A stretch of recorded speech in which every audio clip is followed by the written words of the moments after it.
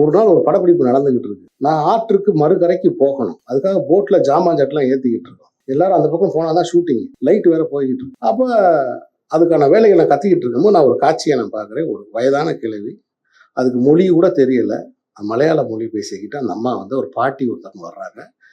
தட்டு நிறைய வடை, புறுக்க வடை வச்சிருக்காங்க. வச்ச உடனே அது நேரா விஜய் சேதுபதிட்ட வந்து கேட்குது. சேதுகிட்ட வந்து வடை வேணுமான்னு கேட்குது. ஆமா வேணும், நீ வா, ஒரு வடை எடுத்து சாப்பிட்றாப்புல. நான் தள்ளி நின்று பார்த்துக்கிட்டு இருக்கேன். அந்த வடை சாப்பிட்ட உடனே வடை டேஸ்டா இருக்கு, பிடிச்சி போச்சு போல தெரியுது. அந்த பாட்டி ஒரு பார்வை பார்த்துட்டு அந்த ஒட்டு மொத்த வடை இருக்குல்ல, அது எப்படி ஒரு 50-60 வடை வச்சிருக்கோம், அந்த கூடிய மொத்தமா வாங்கிட்டாப்புல. இந்த பாட்டி காசை கொடுக்குறான்ட்டாப்புல. இல்லடா, இது ஒரு கவிஞன் செய்யக்கூடிய வேலையாச்சேன்னு நான் நினைச்சேன்.